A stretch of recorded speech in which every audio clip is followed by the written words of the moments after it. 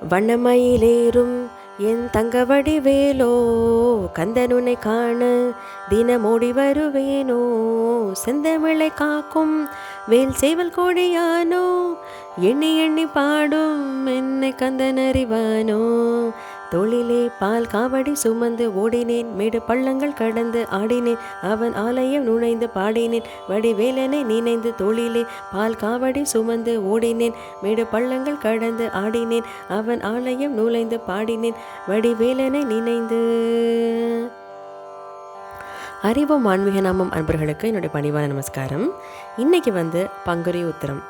பங்குனி உத்திரம் அப்படின்னாலே ஒரு நிறைய ஸ்பெஷாலிட்டிஸ் நிறைந்த நாள். என்னென்னா, தெய்வ திருமணங்கள் நடைபெற்ற நாள் இந்த பங்குனி உத்திர திருநாள் தான். அதாவது சிவன் பார்வதி, ரங்கநாதர் ஆண்டாள், ராமர் சீதா, முருகன் தெய்வானை இவங்களுடைய திருமணங்கள் நடைபெற்ற நாள் பங்குனி உத்திரம். அதனால் கூட இதை கல்யாண விரத நாள் அப்படின்னு கூட சொல்லுவாங்க.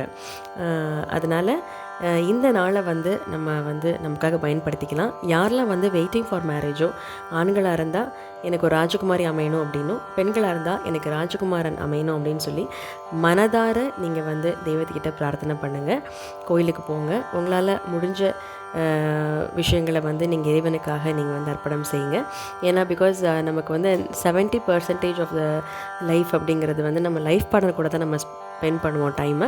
ஸோ நம்ம வேவ்லேருந்தும் அவங்க வேவ்லேருந்தும் நல்ல கரெக்டாக மேட்ச் ஆச்சு அப்படின்னா நம்ம ஈஸியாக இந்த லைஃப் நம்ம கோத்ரூ பண்ண முடியும். ஸோ நல்ல ப்ரேயர் பண்ணி கண்டிப்பாக நிச்சயமாக இறைவன் உங்கள் பிரார்த்தனை நிறைவேற்றுவார். விரைவில் உங்களுக்கு யாரெல்லாம் வெயிட்டிங் ஃபார் மேரேஜோ நிச்சயமாக திருமணம் கைகூடும் அப்படின்னு சொல்லி நானும் பிரார்த்தனை பண்ணிக்கிறேன். மேலும் மற்றொரு பதிவில் உங்களை சந்திக்கிறேன். அதுவரை நன்றி, வணக்கம்.